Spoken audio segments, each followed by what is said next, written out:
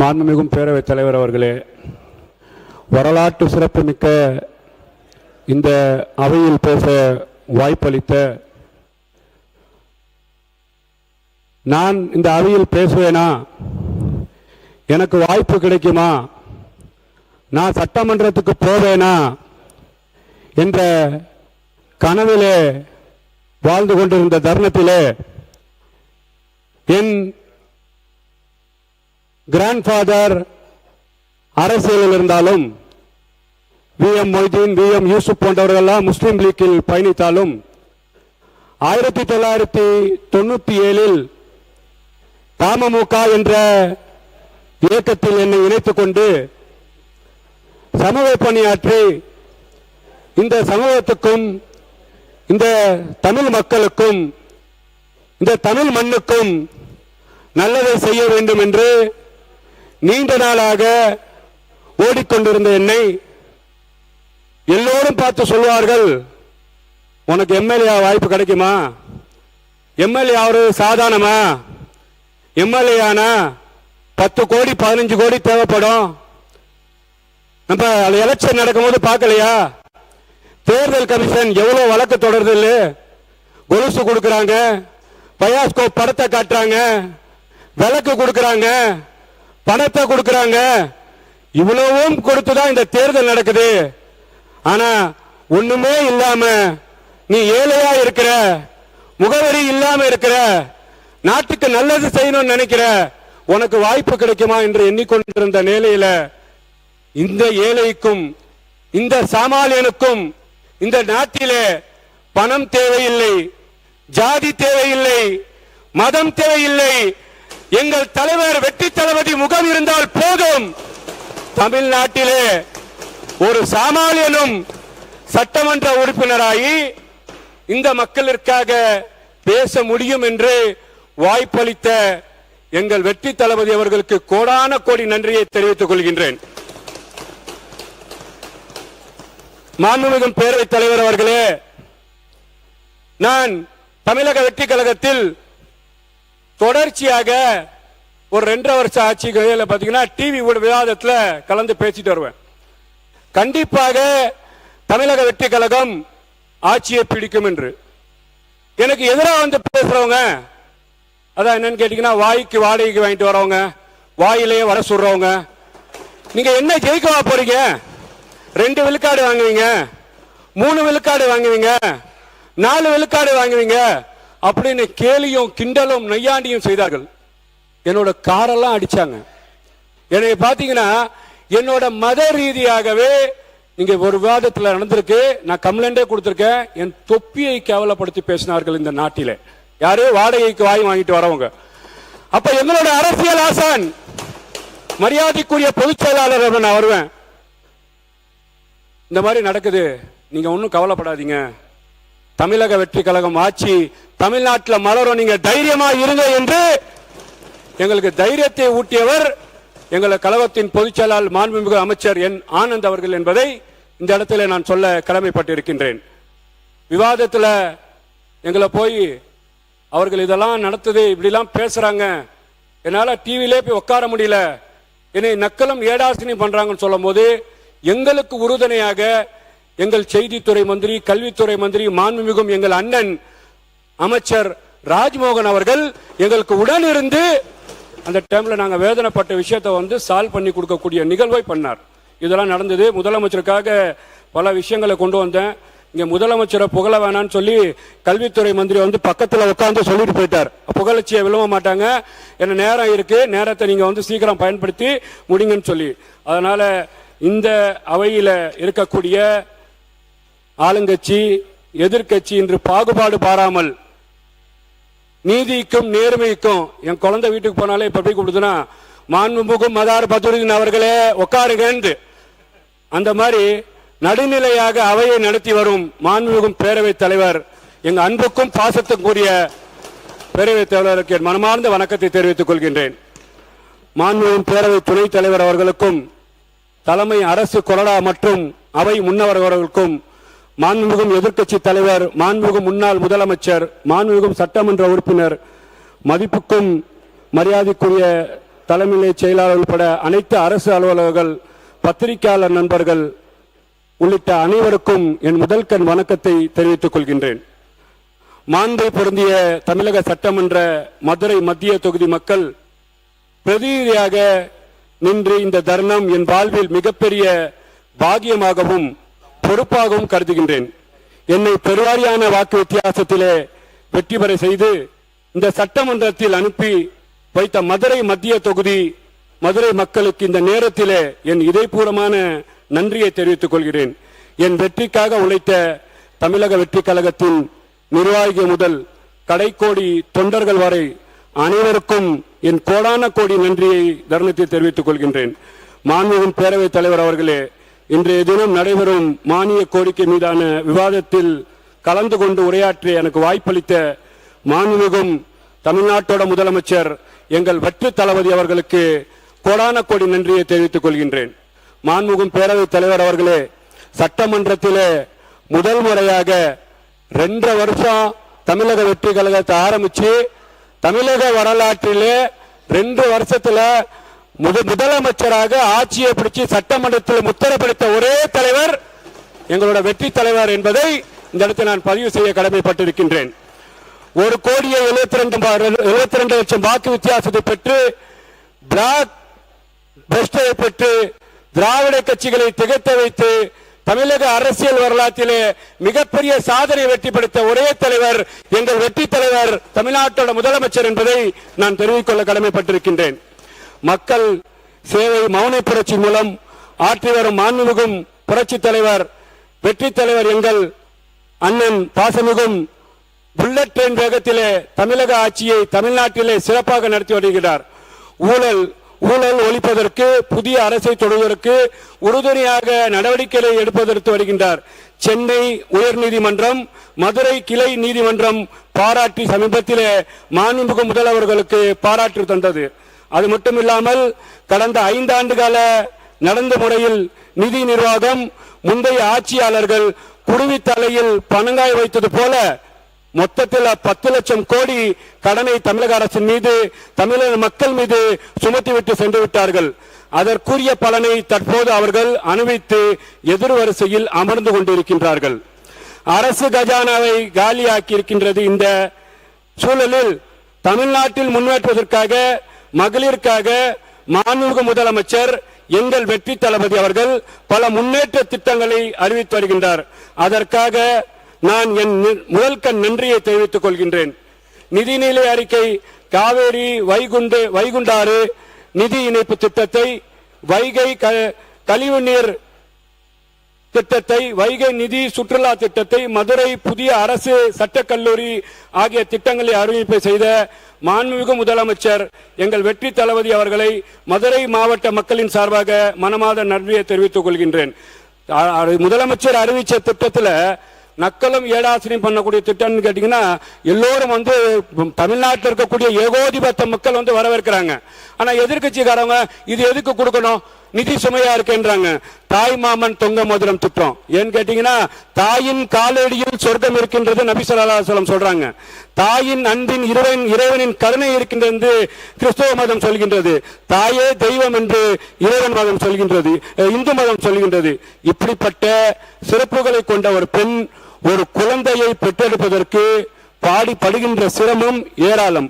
கர்ப்ப காலத்திலே அந்த பெண் தலை சுற்றல், குமட்டல், வாந்தி என பல்வேறு உடல் உபாதைகளை சமாளித்து இறுதியில் சுயப்பிரவேசம் அடையும் போது ஒரு அழகான குழந்தையை பெற்றெடுக்கின்றாள். இத்தகைய மகிழ்ச்சியான தருணத்தில் அவர்களுக்கு ஏழை தாய்மார்களுக்கு உதவுமாக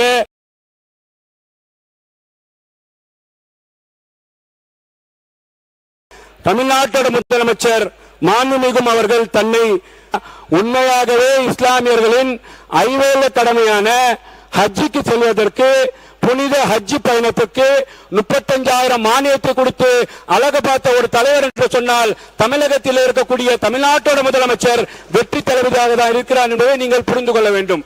தமிழ்நாட்டு இஸ்லாமிய மக்களுக்காக தமிழக வெற்றி கழகம் ஆரம்பிக்கும் போது தமிழ்நாட்டிலே NRC CRC என்ற CA என்ற பிரச்சனை இந்தியா முழுக்க வந்தது. அன்னைக்கு தமிழ்நாட்டிலிருந்து தமிழக வெற்றி கழக தலைவர், எங்கள் தலைவர், வெற்றி தளபதி CA NRC குரல் கொடுத்து இஸ்லாமிய மக்களின் பாதுகாப்பாக இருந்தால் என்பதை இந்த தருணத்தில் நான் சொல்ல கடமைப்பட்டிருக்கின்றேன். அது மட்டும் இல்லாமல் வக்ஃபுக்கு எதிரான ஒரு சட்டம் வந்தது. வக்ஃபுக்கு எதிரான சட்டம் வரும்போது கேரளா அரசாங்கமே அந்த வக்ஃபுக்கு எதிராக அரசாங்கம் உச்ச நீதிமன்றத்தில் வழக்கு தொடர்ந்தது. ஆனா இங்க தமிழ்நாடு அரசாங்கம் என்ன பண்ணுது, நம்ம இஸ்லாமிய மக்கள் பார்த்தாங்க. ஆனா இஸ்லாமிய மக்களுக்கு எதிரான சட்டம், இந்த சட்டத்தை யாராக இருந்தாலும் எதிர்க்க வேண்டும் என்று தமிழ்நாட்டு அரசியல் களத்திலே தமிழக வெற்றி கழக தலைவராக இருக்கும் போது இன்றைய முதலமைச்சர் வெற்றி தளபதி அவர்கள் சுப்ரீம் கோர்ட்ல வழக்கமாடும் சென்று இஸ்லாமிய மக்களை பாதுகாத்தர் என்பதுதான் இந்த நிராசன உண்மை என்று பார்க்கப்படுகின்றது. தொடர்ச்சியாகவே நான் என்னன்னு கேட்டீங்கன்னா, சர்சாரியா கமிஷன் இஸ்லாமியர்கள் வறுமை கோட்டு கீழே இருக்கிறாங்க, நீங்க பாத்தீங்கன்னா இஸ்லாமியருக்கு 5% உதவி கொடுக்கணும்னு சொல்லிக்கிறேன். எங்களோட கழகத்தின் பொதுச் செயலாளர் நான் கூப்பிடுவேன், பாசத்துக்குரிய நானா அவர்கள், நம்ம கண்டிப்பா அரசாங்கம் அமைஞ்சோன்னு கொடுப்போம் நானா. ஆனா இன்னைக்கு நடக்கக்கூடிய சட்டமன்ற தொகுதியில 234 தொகுதியில 5 விழுக்காடு 13 இஸ்லாமியர்களுக்கு வாக்கு பாத்தீங்கன்னா தேர்தலை இடம் கொடுத்த ஒரு தலைவர் யார் என்று கேட்டால் இன்றைய தமிழ்நாட்டோட முதலமைச்சர் எங்கள் வெற்றி தளபதி என்பதை இந்த இடத்துல நான் சொல்ல கடமைப்பட்டிருக்கிறேன். ஆனா கடந்த கால ஆட்சியில நம்ம புரிஞ்சா பாத்துக்கிறோம், இஸ்லாமியின் பாதுகாவலர் பேசினாங்க, காயிதே மில்லத்தவர்கள் எங்கள்கிட்ட தான் கடைசியா இஸ்லாமியர்கள் கொடுத்துட்டு போனாங்கன்னு பேசினாங்க. ஆனா முஸ்லிம் தீவிரவாதி என்று 5 முறை பேசினவர்கள் இந்த திமுக காரர்கள் என்பதை இந்த இடத்தில் நான் சொல்ல கடமைப்பட்டிருக்கின்றேன். முஸ்லிம் தீவிரவாதின்னு பேசியிருக்கிறாங்க, முஸ்லிம் தீவிரவாதின்னு பேசியிருக்கிறாங்க.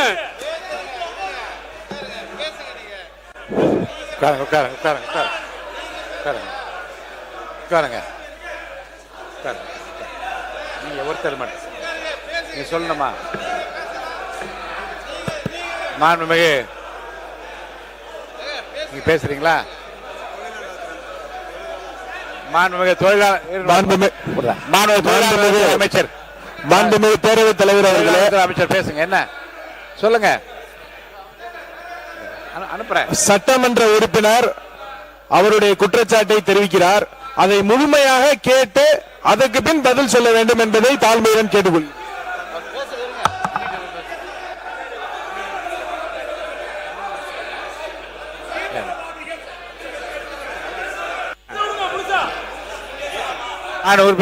பேரவைத் தலைவர் அவர்களே, நான் பத்திரிகையாளர் செய்தியில சொல்லல. நான் பாத்தீங்கன்னா அவங்க மாதிரி பாத்தீங்கன்னா இல்ல நான் முடிச்சிடுறேன் சார், நான்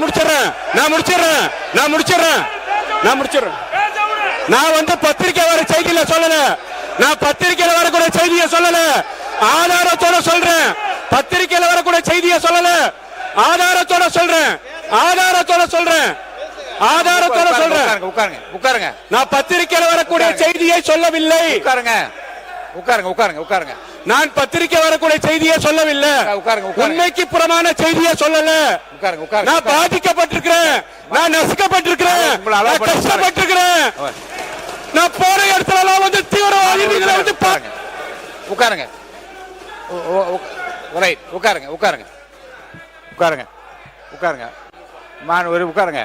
மான் உறுப்பினர் இருங்க, வேற யாரும் பேச வேண்டாம். மான் உறுப்பினர் தம்பி நான் இருங்க, அவரை ஒண்ணு நான் இருங்க.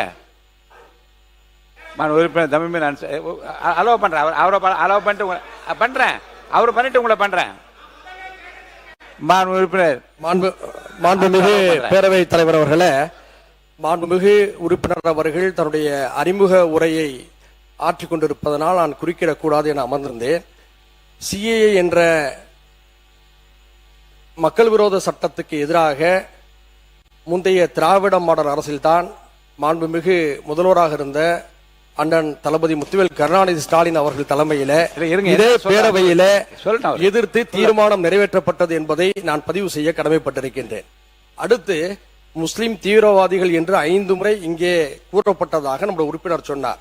அப்படி எந்த ஒரு கருத்தும் இந்த அவையில் பதிவு செய்யப்படவில்லை. எனவே நீங்கள் அதை அவை குறிப்பிலிருந்து நீக்க வேண்டும் என்று கேட்டுக்கொள்கிறேன். ஒன்றை புரிந்து கொள்ள வேண்டும், சிறைவாசிகள் விடுதலையில் கூட ஏற்கனவே அதிமுக ஆட்சியிலே மாண்புமிகு அண்ணன் CV சண்முகம் அவர்கள் இருந்தபோது திண்டுக்கல் மீரான் மைதீன் போன்றவர்கள் விடுதலையாவதற்கு அவர் துணையாக இருந்தார்.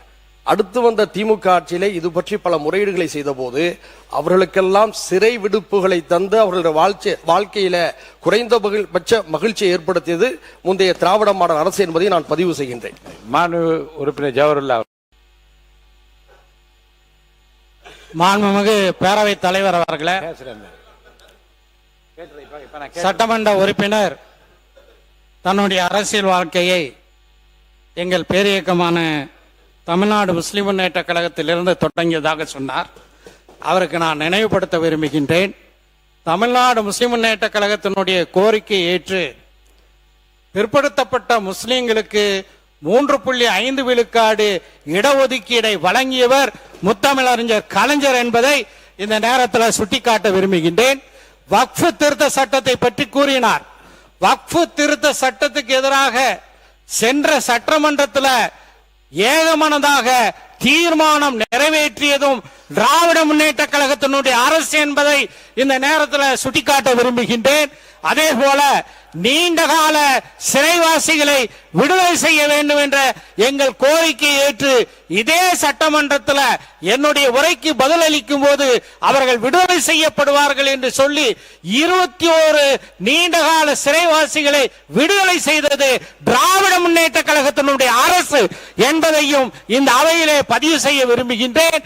எனவே தேவையில்லாத பதிவுகளை முஸ்லிம் சமுதாயத்து கல்வியிலும் வேலை வாய்ப்பிலும் இன்று முன்னேறி இருக்கின்றது என்றால் அதற்கு காரணமாக இருந்த திராவிட முன்னேற்ற கழகத்தினுடைய தலைவரையும் அந்த கட்சியையும் கொச்சைப்படுத்துவதை நீங்கள் அனுமதிக்க கூடாது என்று கேட்டு அமர்கிறேன். கணேஷ்குமார் அவர்கள். பேரவைத் தலைவர் அவர்களே, மாண்புமிகு உறுப்பினர் அவர் சொல்லும் போது இஸ்லாமியர்களுக்கான இடஒதுக்கீடு திமுக அரசு தான் கொடுத்தது என்று சொன்னார். உண்மைதான், நாங்கள் இல்லை என்று சொல்ல. அதற்காக எங்களுடைய நிறுவனர் மருத்துவர் ஐயா அவர்கள் இஸ்லாமியர்களுக்கும் சரி கிறிஸ்துவர்களுக்கும் சரி தனி இடஒதுக்கீடு வேண்டும் என்று அனைத்து தலைவர்களையும் அழைத்து கொண்டு போய் போராடி முன்னாள் முதல்வர் கலைஞரிடம் வச்ச கோரிக்கையின் அடிப்படையில் தான் அது செய்தது என்பதை இந்த அவையில் நான் பதிவு செய்ய விரும்புகிறேன். மாண்புமிகு சிறுபான்மை நலத்துறை அமைச்சர் அவர்கள். மாண்புமிகு பேரவைத் தலைவர் அவர்களே, இந்த 3.5% இடஒதுக்கீடை முன்னாள் முதலமைச்சர் டாக்டர் கலைஞர் அவர்கள் தந்தது நீண்ட நெடிய காலமாக இஸ்லாமிய சமுதாயத்தினுடைய மிகப்பெரிய கோரிக்கையாக இருந்தது. இந்திய யூனியன் முஸ்லிம் லீக்கினுடைய மறைந்த தலைவர் சிராஜுல் மில்லத் சந்தன தமிழறிஞர் அப்துல் சமத் அவர்கள் ஒரு மாநாட்டின் போது அன்றைய முதலமைச்சராக இருந்த மாண்புமிகு அன்றைய முதலமைச்சர் டாக்டர் கலைஞர் அவரிடத்திலே இந்த கோரிக்கையை எடுத்து வைத்தார்கள். இந்த கோரிக்கையை நிறைவு செய்து அன்றைய முதலமைச்சர் அவர்கள் சட்டமன்றத்தில் உரையாற்றும் போது கூட இந்த கோரிக்கையை நிறைவேற்றும் போது பார்ப்பதற்கு முஸ்லிம் லீக் தலைவர் அப்துல் சமத் அவர்கள் இங்கே இல்லையே என்ற ஆதங்கத்தை அவர்கள் வெளிப்படுத்தினார்கள். அதோடு மாத்திரமல்ல, இந்த 3.5% இடஒதுக்கீடு கிடைக்க காரணமாக இருந்தது கடந்த ஒரு சில மாதங்களுக்கு முன்பு சிராஜுல் மில்லத்தினுடைய நூற்றாண்டு விழாவிலே பேசிய முன்னாள் அமைச்சர் ஏவா வேலு அவர்கள் தொடர்ச்சியாக முஸ்லிம் லீக் தலைவர்கள் எங்கள் தலைவரை சந்தித்து இந்த இடஒதுக்கீடு கேட்டதன் அடிப்படையில் தான் இந்த இடஒதுக்கீடு வழங்கப்பட்டது என்பதை அந்த மாநாட்டிலும் அவர்கள் தந்தார்கள் என்பது நம்முடைய முஸ்லிம் லீக்கில் ஒட்டுமொத்த சமுதாயத்துடைய கோரிக்கை. அன்பு சகோதரர் சொன்னது போல பாட்டாளி மக்கள் கட்சி நிறுவனர் ஐயா ராமதாஸ் அவருடைய கோரிக்கை, அனைவருடைய கோரிக்கை ஏற்றுத்தான் அந்த இடஒதுக்கீடு வழங்கப்பட்டது.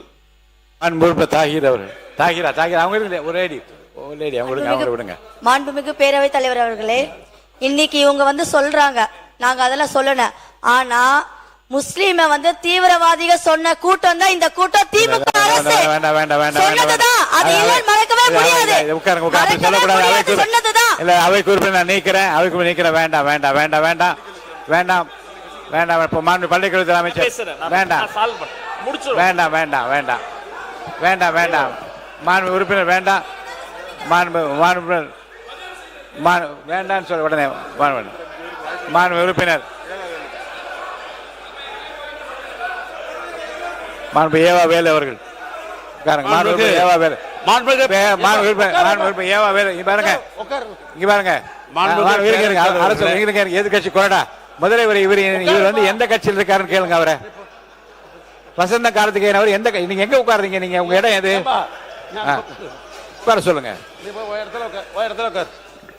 நடவடிக்கை எடுப்பேன். உங்க இடத்துல போய் உட்காருங்க. இஸ்லாமியர்கள் பிரச்சனையாக அவர் முதல்ல இடத்துக்கு போக சொல்லுங்க. மாண்புமிகு பேரவைத் தலைவர்களே, இஸ்லாமிய பிரச்சனை என்பது தமிழ்நாட்டை பொறுத்தளவுக்கு ஒரு சென்சிட்டிவான பிரச்சனை. அது அனைவரும் அறிந்த ஒன்று. இது சிறுபான்மை சமுதாயம் சம்பந்தப்பட்ட ஒரு பிரச்சனை. நம்முடைய பேசுகிற மதுரை சட்டமன்ற உறுப்பினர் தங்களுடைய தலைவர்கள் இஸ்லாமியர்களுக்கு என்னென்னலாம் செய்திருக்கிறார்கள், எவ்வளவு அரணாக இருந்திருக்கார் என்று அவர் பெருமைப்படுத்துவதில் எங்களுக்கு ஒன்றும் மாற்று கருத்தல்ல. ஏன்னா அந்தந்த கட்சி தலைவர் அப்படிதான் பெருமைப்படுத்துவார்கள், அதையும் எனக்கு மாற்றல்ல. ஆனால் போகிற போக்கில் அனைத்தும் முஸ்லிம்களுக்கு பாதுகாப்பாக இருந்து அவர்கள் சொன்ன வேண்டுகோளை எல்லாம் செய்த ஒரு இயக்கம் திராவிட முன்னேற்ற கழகம். அதோட மாற்று கருத்தில் அதுக்கு விட்னஸே அந்த இஸ்லாமிய தலைவர்கள் இங்கே சொல்லிட்டாங்க. பேராசிரியர் அப்துல் சரி, நம்முடைய அன்சாரியும் சரி, அதே போன்று நம்முடைய இவரும் சொல்லிட்டாங்க. உட்காருங்க உட்காருங்க. அப்படி இருக்கிற உட்காருங்க, நீ உட்காருங்க. இடத்துக்கு போப்போம்.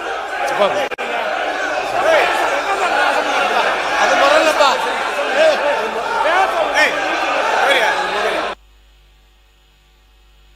உட்காருங்க உட்காருங்க, நீ உட்காருங்க, நான் பேசுறேன். உட்காருங்க உட்காருங்க, நான் பேசுறேன். உட்காருங்க உட்காருங்க உட்காருங்க உட்காருங்க, நான் பேசுறேன். உட்காருங்க. ஏனுங்க மாணவர் உட்காருங்க, நீங்க உட்காருங்க உட்காருங்க உட்காருங்க உட்காருங்க உட்காருங்க உட்காருங்க உட்காருங்க. என்ன இருங்க இருங்க இருங்க, உட்காருங்க உட்காருங்க உட்காருங்க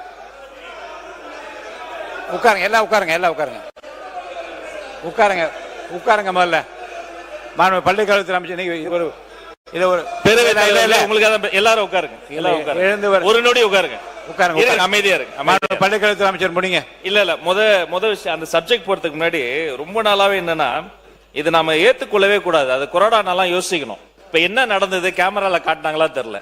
அவர் மாண்புமிகு சட்டமன்ற உறுப்பினர் தான் இடத்தை விட்டு வசந்தம் கார்த்திகேயன் அடிக்கிறதுக்கு பாஞ்சு வந்து ஏவா வேலைன்னா கட்டி பிடிச்சு அணை கட்டி தடுக்கிறார்.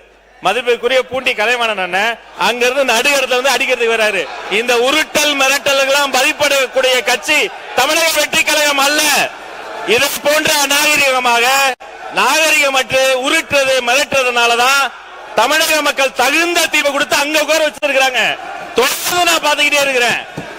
இந்த வேலை எங்ககிட்ட நடக்காது. ஒண்ணு, சபாநாயகருக்கு ஒரு மதிப்பு இருக்கு, சபாநாயகருக்கு ஒரு கண்ணியம் இருக்கு. அவர் எழுந்தா அனைவரும் அமரணும். இப்பவும் இதேதான், இப்பவும் அதேதான். உட்காருங்க, உட்கார்ந்து பேசுங்க, உட்காருங்க, உட்கார்ந்து பேசுங்க. அவர் சபாநாயகர் ஒரு கண்ணியமிக்க பதவி, கொரோனா ஒரு முக்கியமான பதவி. இப்பவும் பாருங்க, எழுந்து நின்று உரிமையில பேசுவது இதெல்லாம் நாகரிகம் கிடையாது. இதெல்லாம் கத்து கொடுத்தாங்களா அவங்க தலைவர்கள்? ஒண்ணு. ரெண்டாவது, நம்முடைய சட்டமன்ற உறுப்பினர் அவருடைய முதல் அறிமுக உரை பேசுகிறாரு. இன்னும் கண்ணு கவனமா உறுப்பினர்கள் பேசும்போது தங்களுடைய கருத்துக்களுக்கு ஆதாரத்தோடு பேசணும். ஆதாரம் கேட்கலாம். 5 முறை அவர் அறிமுக உரையை குறுக்கீடு செஞ்சு 5 முறை பேசிட்டாங்க. அவர் பேசிய கருத்துக்களுக்கு இப்ப நான் பேசுனத இப்பெல்லாம் நாகரிகமா பேசாதீங்க. உட்காருங்க உட்காருங்க உட்காருங்க. அவர் பேசின கருத்துக்களுக்கு ஆதாரம் இருக்கான்னு கேட்கலாம். ஆதாரம் இருந்தா அவர் சபாநாயகர் கிட்ட கொடுக்கலாம். அதை விட்டுட்டு அதாங்க அவர் பேசின கருத்துக்கு சபாநாயகர் ஆதாரம் கேட்டு அவர் கொடுக்கட்டும். அவரை பேச அனுமதிங்க. உட்காருங்க.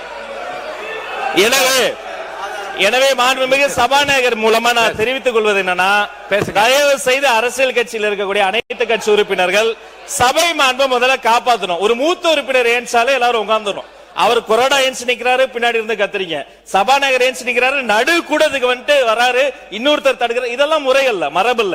முதல் முறை உறுப்பினர் பேசுறாரு, அவர் கருத்துக்கு அவர் பொறுப்பேற்றுக்குவாரு. அதுக்கு ஆதாரம் இல்லைன்னா அவை குறிப்பில் நீக்கலாம், அதுக்கு என்னவோ பேசலாம். 5 முறை குறுக்கீடு செஞ்சுட்டு அவர் ஆதாரம் வச்சிருக்காரா இல்லையா, அது உண்மையா இல்லையாங்கிறத அவர் பேச அனுமதிங்க. அப்புறம் பொறுமையா கருத்தை கருத்தால் எதிர்கொள்ளுங்க. இருங்க, உட்காருங்க உட்காருங்க உட்காருங்க.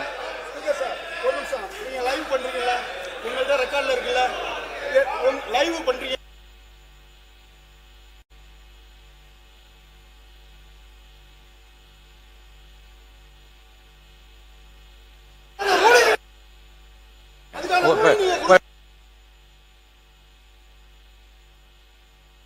உட்காருங்க, இடத்துல உட்காருங்க, இடத்துல உட்காருங்க,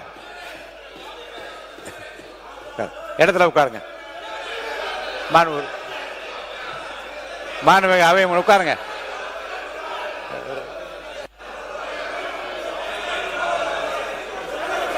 மாணவ உறுப்பினர் உட்காருங்க. பேசு. மாண்புமிகு அவை முன்னவர் மாண்பு பேரவைத் தலைவர் அவர்களே, உட்காருங்க. நீங்க எல்லாம் உட்காருங்க, தயவுசெய்து உட்காருங்க. எல்லாம் மாண்பு பேரவைத் தலைவர் அவர்களே, உட்காருங்க. இதற்கு ஒரு முற்றுப்புள்ளி வைத்து அவை உறுப்பினர் பேசியது தவறாக இருக்குமேயானால் அதை நீங்கள் அவை கண்டிப்பா உறுதியா நீக்குவேன். அவை முன்னவர் அவர்கள் அதற்கான நடவடிக்கை மேற்கொள்ளும். நீங்க பேசுறீங்களா? மாண்பு உறுப்பினர் கோவி செழியன் அவர்கள். மாண்புமிகு பேரவைத் தலைவர் அவர்களே, அவை முன்னவர் முடித்து வைத்ததற்கு பிறகும் இந்த சொற்றொடரோடு அவை அடுத்த தொடர் நடவடிக்கை போக வேண்டும் என்பதுதான் எங்களுடைய எண்ணம். அரசியல் ரீதியான பிரச்சனையாக இருந்தால் அரசியல் ரீதியாக பேசலாம், மோதிக்கொள்ளலாம், மணிகணக்கில் கூட பேசலாம். மாண்புமிகு கூட்ட மேடையில் பேசுவது போல பேசாம கொஞ்சம் முன்னாள் முதலமைச்சர் அதை தான் வலியுறுத்தி கொண்டே இருக்கிறார். ஆனால் ஒரு ஒரு ஒரு சுமூகமாக போக வேண்டிய ஒரு சமுதாய பிரச்சனையை பேசும் பொழுது, மத சம்பந்தப்பட்ட பிரச்சனையை பேசும் பொழுது பேசுபவர்களும் வார்த்தையை பார்த்து பேச வேண்டும், கேட்டுவிட்டு பதில் சொல்லுபவர்களும் வார்த்தையை பேசினால்தான் வெளியில் இருப்பவர்களுக்கு ஒரு பாதுகாப்பான நிலையை சட்டமன்றம் விரும்புகிறது என்ற பொருள். அதன் அடிப்படையில் தான் மாண்புமிகு மதுரை உறுப்பினர் பேசும் பொழுது தீவிரவாதிகள் என்று திமுக சொன்னார்கள் என்று வார்த்தையை மட்டும் பிடிச்சுக்கிறது. பிளீஸ், அந்த வார்த்தைக்கு ஒரு ஆட்சேபனை தெரிவித்துமே தவிர அவர் பேசுவதில் நாங்கள் தலையிடவில்லை. அதன் பிறகு சகோதரி பேசினார். அவர்கள் தரப்பு அப்படி என்றால் நாங்கள் இஸ்லாம் மக்களுக்கு செய்த சலுகைகளை சொல்லுகிறோம். எனவே இரண்டும் ஒளிபரப்பாய் கொண்டிருக்கிற நேரத்தில் ஏற்பட்ட இடர்பாடை தவிர தயவு செய்து என்றைக்கும் திராவிட முன்னேற்ற கழகம் இஸ்லாம் மக்களுக்கு பாதுகாப்பாரன் என்பதை பதிவு செய்து அடுத்த கட்ட நடவடிக்கை போகுமாறு கேட்டுக்கொள்கிறேன். நீங்க வந்து இடத்துல நின்று பேசுங்க.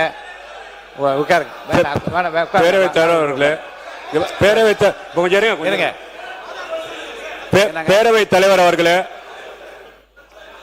பேரவைத் தலைவர் அவர்களே, பேரவைத் தலைவர் அவர்களே, பேரவைத் தலைவர் அவர்களே, பேரவைத் தலைவர் அவர்களே, நீங்க வந்து பாத்தீங்கன்னா இங்க நான் தவறா பேசியிருந்தா கேட்டுக்கோங்க. ஒரு நிமிஷம் சொல்லிடுறேன். உங்களை நான் அனுமதிக்க போ. நீங்கள் மேற்கொண்டு பேசுகிற விடயங்கள் ஆதாரப்பூர்வமாக இருந்தால் இருங்க, வந்து ஆதாரத்தை என்கிட்ட காட்டி விட்டு பேச நான் அனுமதி அளிக்கிறேன். இருங்க, உட்காருங்க, இருங்க. அதுக்குள்ள வந்து மாண்புமிகு உறுப்பினர் தமிமுன் அன்சாரி அவர்கள். மாண்புமிகு பேரவை தலைவர் அவர்களே, மதிப்புமிக்க இந்த பேரவையில முன்வைக்கக்கூடிய கருத்துகள் பேரவைக்கு வெளியே சட்டம் ஒழுங்கு பாதிக்கப்படுவதற்கு துணையாக போய்விடக் கூடாது. இங்கு இருக்கக்கூடிய மாண்புமிகு உறுப்பினர்கள் அனைவருமே சமூக நல்லிணக்கத்தின் மீது இயல்பாகவே நாம் அக்கறை வைத்திருப்பவர்கள், உருதாய் மக்களாக வாழ்ந்து கொண்டிருப்பவர்கள். அரசியலிலே ஆளுக்கு ஒரு கூட்டணியில இருக்கலாம், ஆளுக்கு ஒரு கட்சிகளிலே இருக்கலாம், அது அவரவர் தனிப்பட்ட விருப்பங்கள், நிலைப்பாடு. ஆனால் உணர்ச்சிகரமான ஒரு விவகாரத்தில் பொறுப்பற்ற முறையில கருத்துக்களை பதிவு செய்வதெல்லாம் நீங்கள் ஏற்கக்கூடாது. இதற்கு ஒரு சில விஷயங்களை நான் இங்கே விளக்கம் அளிக்க விரும்புகின்றேன். பாட்டாளி மக்கள் கட்சியுடைய உறுப்பினர் சகோதரர் கணேஷ் அவர்கள் இங்கே குறிப்பிட்டார். என்னை பேச விடுங்க, என்னை பேச விடுங்க, என்னை பேச விடுங்க. நான் உங்களுக்கு நன்மையா தான் நான் பேச போறேன். இங்க இருக்கக்கூடிய முன்வரிசை அமைச்சர்களாக இருந்தாலும் சரி, பின்னால் இருக்கக்கூடிய ஆளுங்கட்சி உறுப்பினர்களாக இருந்தாலும் சரி, பதற்றத்தை உருவாக்குவதில் நீங்கள் யாரும் ஆர்வம் காட்ட மாட்டீர்கள் என்பது எனக்கு தெரியும். நான் சொல்ல விரும்புவது என்னவென்று சொன்னால், ஒரு அவையிலே ஒரு கருத்து வந்த பிறகு முழுமையாக பேசுவதற்கு வாய்ப்புகளை வழங்க வேண்டும். அது திராவிட முன்னேற்ற கழகமாக இருந்தாலும் சரி, அண்ணா திராவிட முன்னேற்ற கழகமாக இருந்தாலும் சரி, அதுக்கு முந்தைய காங்கிரஸ் ஆட்சியாக இருந்தாலும் சரி, தமிழ்நாட்டில் ஆட்சி செய்கின்ற போது மதக்கலவரங்களை அவர்கள் ஒடுக்கியிருக்கிறார்கள், கட்டுப்படுத்தியிருக்கிறார்கள், மதவாதத்தை தடுத்திருக்கிறார்கள். எல்லாவற்றையுமே நாம் பாராட்டுகின்றோம், மனதார ஏற்கின்றோம். ஏனென்று சொன்னால் சிறுபான்மை மக்கள் சவளை பிள்ளைகள். தங்களுக்கு யார் ஆதரவாக இருந்தாலும் அரவணைப்பாக இருந்தாலும் அவர்களை கொண்டாடுவார்கள். இந்த நிலையில ஒரு பாராட்டையும் நன்றி நான் தெரிவிக்க கடமைப்பட்டிருக்கின்றேன். ஏனென்று சொன்னால் சூழ்நிலையை புரிந்து கொண்டு மாண்புமிகு அமைச்சர் அவை முன்னவருடைய வேண்டுகோளையும் ஏற்று, அண்ணன் செங்கோட்டையன் அவருடைய வேண்டுகோளையும் ஏற்று சர்ச்சைக்குரிய விஷயங்களை அவை குறிப்பிலே நீக்கிவிட்டோம் என்று சொல்லிவிட்டீர்கள், வரவேற்கிறேன். கூடுதலாக ஒரு செய்தி, சர்ச்சை அல்ல, இங்கே நம்முடைய பாட்டாளி மக்கள் கட்சி சகோதரர் கணேஷ் பதிவு செய்தார். இந்த முஸ்லிம்களுடைய இடஒதுக்கீட்டுக்காக அதிகமான மண்டல மாநாடுகளை நடத்தியவர்கள் நாங்கள் என்று சொன்னார். அது உண்மை. அதே போன்று களத்தில் மிகப்பெரிய போராட்டங்களை நடத்தியது தமிழ்நாடு முஸ்லிம் முன்னேற்ற கழகமும், அதனை அடுத்து தமிழ்நாடு தௌஹீத் ஜமாத் என்பதும் வரலாறு. இதே பேரவையில கலைஞர் அவர்கள் இருந்த பொழுது இதே கோரிக்கையை வலியுறுத்தி இந்திய தேசிய முன்னாள் தலைவராக இருந்த மரியாதைக்குரிய சம்ஸ்ரே மில்லத் அவர்கள் பேசினார்கள். பாட்டாளி மக்கள் கட்சியுடைய தலைவராக இருந்த ஜி கே மணியண்ணன் பேசினார்கள். காங்கிரஸ் கட்சியில இருந்த அண்ணன் ஹாரூன் எம்பி அவர்கள் பேசினார்கள்.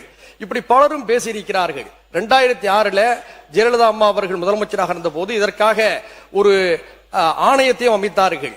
எல்லாருடைய வேண்டுகோளையும் ஏற்று கலைஞர் அவர்கள் நீண்ட காலமாக இந்த மக்களுடைய வலியை புரிந்து கொண்ட காரணத்தினால, இயல்பாக அந்த சமுதாயத்தோடு ஒரு பிணைந்த உறவு வைத்திருந்த காரணத்தினால அவர் 2007ஆம் ஆண்டு இந்த முஸ்லிம்களுக்கு 3.5%, கிறிஸ்தவர்களுக்கு 3.5% கொடுத்தார்கள். இதுல மாறுபட்ட கருத்து இருக்க முடியாது. எல்லா கட்சிகளும் அதை ஆதரித்தார்கள். இந்த அவையில ஆதரிப்போடு அது வெளிவந்திருக்கிறது. இது ஒரு பாராட்டத்தக்க மகிழ்வான வரலாறு. இந்த நிலையில இணக்கத்தை பாதிப்பை ஏற்படுத்தக்கூடிய வகையில எந்த கருத்தையும் யாரும் இனியும் சொல்ல வேண்டாம் என்ற அன்போடு நான் கேட்டுக்கொள்கிறேன். இந்துக்களும் முஸ்லிம்களும் தாய் பிள்ளையாக இருக்கக்கூடிய அற்புதமான ஒரு பூமி இது. இந்த பூமியில நாம் எல்லோரும் ஆச்சரியமின்றி மகிழ்ச்சியாக வாழ வேண்டும் என்று நிலையில் இருக்கின்ற பொழுது பேதத்துக்குரிய கருத்துக்களை கூறி இணக்கத்தை பால்படுத்தக்கூடிய எந்த கருத்துகளையும் நீங்கள் அனுமதிக்க வேண்டாம் என்று கேட்டு அமர்கிறேன். நன்றி. மாண்பு உறுப்பினர் அசார் பதுன் அவர்கள் நிபந்தீங்க ஆதாரத்தை காட்டி விடுங்க. ஆதாரத்தை என்னிடம் காட்டி விட்டீர்கள். அவையின் மாண்பு கருதி, மக்களின் நலன் கருதி அந்த ஆதாரங்கள் கொடுத்திருக்க ஆதாரம் அத்தனையும் நான் ஆய்வில் வைத்துக் கொள்கிறேன். தொடர்ந்து இது குறித்து நீங்கள் பேசாமல் மற்ற விஷயங்களுக்கு போங்க. ஆதாரம் இருக்கிறது என்பதை காட்டிவிட்டால் நான் ஆதாரத்தையும் பார்த்து விட்டேன். ஆனால் அதை மிகைப்படுத்தி அவையில் வெளியிட விரும்பவில்லை. அவையில் அதை பற்றி நான் விவாதிக்க விரும்பவில்லை. ஆதாரங்களை என்னிடம் காட்டியிருக்கிறார். அவை குறிப்பிலும் இருக்கிறது. அதையெல்லாம் நான் வெளியிட விரும்பவில்லை, விவாதிக்க விரும்பவில்லை. அவையின் மாண்பு கருதியும் மக்கள் நலன் கருதியும் அந்த விஷயத்தோட மற்ற விஷயத்துக்கு நீங்க போங்க. பேரவைத் தலைவர் அவர்களே, பேரவை அதுக்குள்ள போல பேரவையோட மாண்பை நான் கடைபிடிக்கிறேன். அன்பார்லிமெண்ட் வேற இந்த பேரவையில பயன்படுத்தக்கூடாது. நான் வந்து ஏத்துக்கிறேன். நான் கேட்கிறேன், மானிய கோரிக்குள்ள வந்துருங்க. மானிய கோரிக்குள்ள வரேன். பாருங்க, பேரவைத் தலைவர் அவர்களே, ஒரு தவறான வார்த்தை அந்த அவையில பேசினாலே இந்த அவையில இருந்து நீக்கிறீங்க. லைவ்ல போயிருதேன்னு சொல்லி கவலைப்படுறாங்க எதிர்கட்சிக்காரங்க. என்ன லைவ்ல போயிருச்சு, ஏன் நீங்க பாத்தீங்கன்னா ஆய்வுக்கு உட்படுத்தி நீக்குங்கன்றீங்க. ஒரு வார்த்தையே தவறு. ஏன்னா இந்த நாட்டில் பாத்தீங்கன்னா மாற்றுத்திறனாளிகள் அழகான பேர் வைக்கிறோம். புரியுதா உங்களுக்கு? நீங்க பாத்தீங்கன்னா எவ்வளவோ விஷயத்துக்கு நல்ல நல்ல பேரை வைக்கக்கூடிய விஷயம் இருக்கட்டும். யார் வேணா வைக்கட்டுங்க, யார் வேணா வைக்கட்டும், பேர் வைக்கட்டும். ஆனா நான் ஒரு சமுதாயத்தில் பிறந்திருக்கிறேன், ஒரு சமுதாயம் சார்ந்தவனா இருக்கிறேன். 1999 என்னை பார்த்து, என் சமுதாயத்தை பார்த்து இஸ்லாமிய மக்கள் எவ்வளவு பாதிக்கப்பட்டிருப்பாங்க. என் உணர்வை பேசுறேன், என் உணர்வை பேசுறேன். அண்ணன் தமிழ் அன்சாரியும் பேராசிரியர் ஜவஹர்லால் அவர்களும் இது இல்லாத மாதிரி பேசுறாங்க. தமிழ்நாடு முஸ்லீம் லீக் பேரே பதியப்பட்டிருக்கு. எவ்வளவு வருத்தப்படுறேன், வேதனை சொல்றதுக்கு கஷ்டம் இல்லையா? மேற்கொண்டு நான் அனுமதிக்க முடியாது. இல்ல உங்க உணர்வை நான் மதிக்கிறேன். இல்ல இருங்க. இல்ல மீண்டும் இல்லைங்க, மீண்டும் 1990 நீங்க ஞாபகப்படுத்தி யாரையும் வேதனைப்படுத்த வேண்டாம், யாரையும் குற்றப்படுத்த வேண்டாம், யாரையும் காயப்படுத்த வேண்டாம். நடந்தது நல்லவையாக இருக்கட்டும், இனி நடக்க நல்லவையாக இருப்பதற்கு என்ற அந்த கருத்துக்களை மட்டும் மானிய கோரிக்கைகள் பேசுமாறு நான் கேட்டுக்கொள்கிறேன்.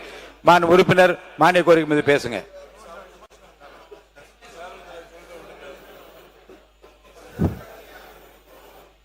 ஒரு முக்கியமான கோரிக்கைங்கய்யா. வருகின்ற செப்டம்பர் 14ஆம் தேதி மதுரை மீனாட்சி அம்மன் கோவில்ல வரலாறு சிறப்புமிக்க கும்பாபிஷேகம் நடக்க போகுது. அதுல நமது தமிழக வெற்றி கழகத்தின் ஆட்சி நடைபெற்று கொண்டிருக்கின்றது. இந்த நிகழ்ச்சியில மாண்புமிகு முதலமைச்சர் எங்கள் வெற்றி தலைவர் அவர்கள் வருகை தந்து விழாவை சிறப்பிக்க வேண்டும் என்று மதுரை மாவட்ட மக்களின் சார்பாக பணிவன்புடன் கேட்டுக்கொள்கின்றேன். மேலும் மாண்புமிகும் நீர்வளத்துறை அமைச்சர், மாண்புமிகும் மின்சாரத்துறை அமைச்சர், மாண்புமிகும் அறநிலைத்துறை அமைச்சர் உட்பட அனைத்து அமைச்சர்களும் பங்கேற்க வேண்டும் என்று போதுமான அடிப்படை வசதி, போக்குவரத்து மற்றும் பாதுகாப்பு வசதி ஏற்பட செய்ய வேண்டும். கும்பாபிஷேக நிகழ்ச்சியை முக்கிய இடங்களிலிருந்து மதுரைக்கு சிறப்பு ரயில்களில் இயக்கப்பட வேண்டும் என்று நான் அன்போடு கேட்டுக்கொள்கின்றேன். அன்றைய தினம் மதுரையில் உள்ள கல்வி நிறுவனங்களை விடுமுறை அளிக்குமாறு வேண்டி அன்போடு கேட்டுக்கொள்கிறேன். வெற்றி தளபதி அவர்கள் அரசு பதவியேற்று 100 நாட்களிலே விவசாயிகளுக்கு 6226 கோடியை பயிர்க்கடனை தள்ளுபடி செய்து சாதனை படைத்த ஒரே ஆட்சி தமிழ்நாட்டோட முதலமைச்சர் வெற்றி தளபதி ஆட்சி என்பதை இந்த இடத்தில் நான் பதிவு செய்ய கடப்பட்டிருக்கிறேன். தொழில்துறை சார்ந்து 1,00,000 கோடி தொழில் முனைவோரை ஈட்டு சாதனை படைத்த ஆட்சி வெற்றி தளபதி ஆட்சி என்பதை நான் சொல்ல கடமைப்பட்டிருக்கின்றேன். எல்லாரும் வந்து பேரு தான் வைப்பாங்க, நாங்க தொடர்ச்சியா ஊட்டச்சித்தமான நல்ல சோறு வைப்போன்னு 8வது வகுப்பு படிக்கும் வரை மாணவ மாணவிகளுக்கு காமராஜ் காலை உணவு திட்டத்தை தந்து அழகு பார்த்த எங்க வெற்றி தலைவர் அவர்களுக்கு நன்றி சொல்ல கடமைப்பட்டிருக்கிறேன். ஊழலை முற்றிலுமாக ஒழித்து தொடர்ச்சியாக தமிழ்நாட்டிலே ஒரு நல்லாட்சியை தந்து கொண்டிருக்கின்ற எங்கள் தமிழ்நாட்டோட முதலமைச்சரை பாராட்டுகின்றேன். கோயில் பக்கத்தில் இருக்கக்கூடிய, மசூதி பக்கத்தில் இருக்கக்கூடிய, சர்ச்சு பக்கத்தில் இருக்கக்கூடிய, பள்ளிக்கூடங்கள் பக்கத்தில் இருக்கக்கூடிய வந்த ஒரே நாள்ல தொடர்ச்சியாக வேகமாக செயல்பட்டு 717 மதுபான கடைகளை மூடி சரித்திரம் சாதனை படைத்த எங்கள் வெற்றி தலைவர் அவர்களுக்கு நன்றி பாராட்டுகின்றேன். மாண்புமிகு பேரவைத் தலைவர் அவர்களே, இந்த முழுவதும் உள்ள ஆன்மீக அன்பர்கள் தினந்தோறும் வந்து வழிபாடும் அருள்மிகும் அன்னை மீனாட்சி அம்மன் ஆலயம் 13 நூற்றாண்டு சேர்ந்து அங்கே இருக்கின்றது. காஜியார் பெரிய பள்ளியாசல் சிறப்பு கட்டடக்கலை கொண்ட ஸ்டென்மேரி கேத்தலிக் சர்ச் ஆகிய அமைந்துள்ளது மதுரை மாநகராகும். தமிழர்களின் வீரத்தை பறைசாற்றும் விதமாக ஜல்லிக்கட்டு மதுரையை பெருமை சேர்க்கும் என்பதை இந்த இடத்தில் நான் கடமைப்பட்டிருக்கின்றேன். தொடர்ச்சியாகவே மதுரை சார்ந்த கோரிக்கையை நான் ஒரு கோரிக்கையை சொல்லிட்டு நான் படிச்சது மாதிரி கருதி உங்களிடம் நான் கொண்டு வந்த இந்த ஆவணத்தை கொடுத்து நீங்கள் பதிவேற்றம் செய்யுமாறு உங்கள் அன்போடு கேட்டுக்கொள்கின்றேன். மதுரை மத்திய தொகுதியில மத்திய சிறைச்சாலை மேரூருக்கு மாற்றப்பட இருக்கின்றது. 31 ஏக்கர் இடம், அதில் ஒரு அரசு ஆடவர் கலை கல்லூரி, மக்கள் நலனை கருதி ஹைடெக் திருமண மண்டபம் உள்ளிட்ட வெளிவிளையாட்டு அரங்கம், 1000 சுற்றுலா பயணிகள் மற்றும் பக்தர்கள் தங்கும் விடுதி, யாத்ரா நிவாஸ், நவீன பூங்கா போன்ற அரசு ஏற்பாடு செய்யும் தருமாறு மாண்புமிகும் தமிழ்நாட்டோட முதலமைச்சர் அவர்களை பணியோடு கேட்டுக்கொள்கின்றேன். தொடர்ச்சியாக மதுரையில நாங்க வந்து கஷ்டப்படுற ஒரு விஷயம் என்னன்னு கேட்டீங்கன்னா பாதாள சாக்கடைனால நாங்க மட்டும் இல்ல, என் பக்கத்தில் இருக்க தொகுதி எங்க அண்ணன் கல்லன் அண்ணன், எங்க தங்கப்பாண்டி மாமா, கார்த்திகன் மாமா, எங்க கோபிச்சன் அண்ணன் பாதாள சாக்கடைனால ரொம்ப கஷ்டப்படுறோம், சிரமப்படுறோம். இன்னைக்கு பாதாள சாக்கடை இன்னைக்கு காலையில எடுத்து விட்டா திருப்பி நாளைக்கு தண்ணி பொங்கிட்டு வந்துருது. மதுரை வந்து சுற்றுலா தலமாக பார்க்கப்படுது, கோவில் பூமியாக பார்க்கப்படுது. பாதாள சாக்கடை வசதி இல்லாத சிரமம் ஏற்படுகின்றது. பாதாள சாக்கடை திட்டத்தை வசதியை ஏற்படுத்தி தருமாறு உங்களை பணிவன்போடு கேட்டுக்கொள்கின்றேன். முடிச்சிடுங்க சார்.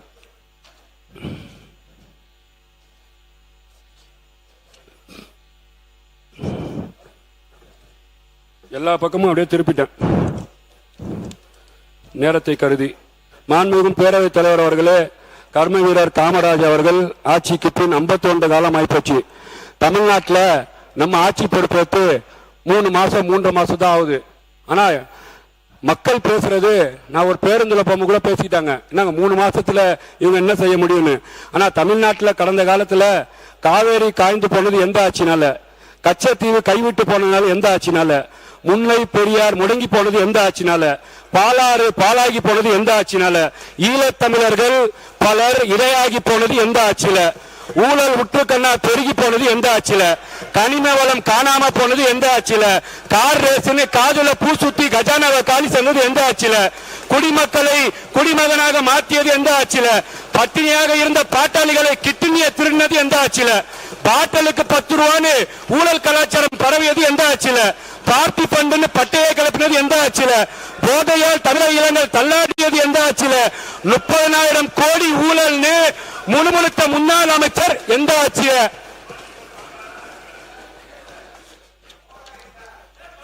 முதலீட்டுகளை ஈர்ப்பதாக கூறி வெளிநாடு முதலீடு செய்து எந்த ஆட்சியில, சட்ட ஒழுங்கு சீர்திருத்தி சந்திச்சிருச்சது எந்த ஆட்சியில, சுயநலத்துக்காக சாலை முதல் சத்தன முட்டை வரை ஊழல் நடந்தது இந்த ஆட்சியில, மக்கள் பணத்தை மைனர்கள் மஞ்ச குளித்தது எந்த ஆட்சியில, தமிழர்கள் தாரை தாரையாக கண்ணீர் வடித்தது எந்த ஆட்சியில, அலைக்கட்டு ஊழல் நடந்தது எந்த ஆட்சியில, ஆக மொத்தத்துல தமிழ்நாடு நாசமா போனது தீய சக்தி ஆட்சியிலே. பாருங்க, எந்த ஆட்சியில் தான் அவர் கேட்கிறாரு. விடுங்க, உட்காருங்க உட்காருங்க உட்காருங்க, பேசுங்க, முடிங்க. ஆனா தலைவர் ரொம்ப தெளிவா சொல்றார், யார் தப்பு செஞ்சாலும், யார் தப்பி செஞ்சிருந்தாலும், யார் தப்பு செஞ்சு கொண்டு இருக்கிறாங்களோ கண்டிப்பாக நடவடிக்கை எடுக்கப்படும். மாண்புமிகு பேரவைத் தலைவர் அவர்களே, கண்ணுக்கு மை அழகு, கவிதைக்கு தமிழ் அழகு, தமிழ்நாட்டுக்கு தாவேக்க அழகு, தமிழருக்கு எங்கள் தங்க தளபதி அழகு, தீய சக்திக்கு தீகார் சிலை அழகு அழகுன்னு சொல்லி அன்னை நாடு குடும்ப ஆதிக்கத்தை ஒழிப்பு எங்களுக்கு அளித்த பரிசு கேலியும் கிண்டலும். காலம் சைசது விட்டது. கேலிக்கும் கிண்டலுக்கும் நாங்கள் அஞ்சவில்லை. இது எங்களுக்கு திருநாளாகும். பெற்றெடுத்த தாய்நாட்டு மண்ணு, பெற்றெடுத்த தமிழ் மண்ணு, பெற்றெடுத்த தாய்நாட்டு மண்ணு, பெற்றெடுத்த தமிழ் மண்ணு. தமிழக அரசியல் களத்திலே நிரந்தர முதலமைச்சராய் எப்போதும் களத்தில் நிற்கக்கூடியவர் வெற்றி தளபதி, வெற்றி தளபதி, வெற்றி தளபதி, வெற்றி தளபதி, வெற்றி தளபதி என்று சொல்லி வாழ்க தமிழ், வளர்க தமிழ், ஜெய்ஹிந்த் என்று சொல்லி, அன்னை நாடு ஜெய்ஹிந்த் என்று சொல்லி, எண்ணிய முடிதல் வேண்டும், நல்லவை எண்ணம் வேண்டும், திண்ணிய நெஞ்சம் வேண்டும், தெளிந்த நல் அறிய வேண்டும், பண்ணிய பாவம் எல்லாம் பனிதமுள் பனியை போல நன்னும் நிற்பாக்கென்னும் நசித்திட வேண்டும் என்று இறைவாக்கு நன்றியை சொல்லி, பேரவைத் தலைவர்களுக்கு நன்றியை சொல்லி, முதலமைச்சருக்கு நன்றியை சொல்லி, அமைச்சர்கள் நன்றியை சொல்லி, வாய்ப்பளித்த அத்தனை நல்லுள்ளங்களுக்கும் என் நேரத்தை கருதி நன்றி பாராட்டி விடைபெறுகிறேன். நன்றி, வணக்கம். உறுப்பினர் அருண்மொழி தேவன் அவர்கள்.